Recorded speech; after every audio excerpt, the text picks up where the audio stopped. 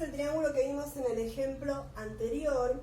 Y lo que vamos a ver ahora es que las razones trigonométricas no van a depender del triángulo que yo considere, sino que van a depender de los ángulos.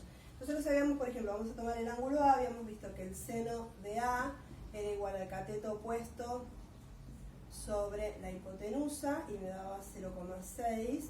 El coseno de A era el cateto adyacente, el adyacente, que es de 4, sobre la hipotenusa, y me daba 0,8, y que la tangente de A era igual a cateto opuesto 3 sobre cateto adyacente 4, y me daba 0,75. ¿Bien? Ahora, vamos a analizar un triángulo relacionado con este. Supongan que yo a este triángulo duplico su base, es decir, la hago valer 8 centímetros.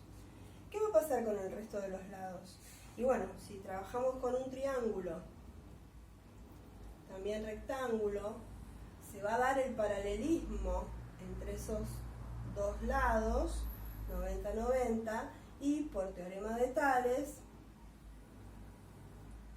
el resto de los lados también van a tener sus valores duplicados, porque los lados en este triángulo, al ser lados paralelos, esos triángulos van a ser proporcionales y los lados van a ser también proporcionales. Es decir, que si esta base, que era de 4, acá se vio duplicada, el resto de los lados también va a quedar duplicado. Es decir, este lado va a medir 6 centímetros y este lado va a medir 10 centímetros. Entonces, al duplicar uno y estar trabajando en triángulos que son rectángulos, van a quedar semejantes y los lados van a ser proporcionales. Entonces, si ahora yo trabajo con el seno del ángulo A, pero analizando el triángulo grande, por eso lo hago en rojo, vamos a ver que el seno del ángulo era el cateto opuesto sobre la hipotenusa. ¿Y qué va a pasar? Me da el mismo valor. Es decir, el seno del ángulo A no cambió cuando yo cambié de triángulo. ¿Por qué no cambió?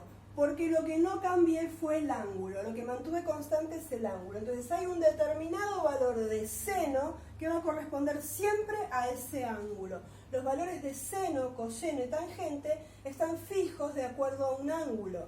Es una relación que cada ángulo va a tener sí o sí un valor único para el seno, el coseno y la tangente. Y tal es así que esto está tabulado en una tabla o lo puedo calcular con la calculadora científica. Entonces, si yo ahora sigo analizando el resto de las razones trigonométricas, coseno de A, esto va a ser parada en el A, coseno estoy en el rojo, es adyacente, 8 centímetros sobre 10 centímetros, y como verán, me vuelve a dar lo mismo. Otra vez, no depende del triángulo que yo estoy analizando, porque se va a mantener igual si yo no modifique el ángulo. Ahora, si yo modifico la amplitud del ángulo, modifico las relaciones que hay entre los lados y voy a modificar los valores de seno, coseno y tangente. Mientras que yo no modifique el ángulo, este va a ser opuesto sobre adyacente y esto me vuelve a dar 0,75.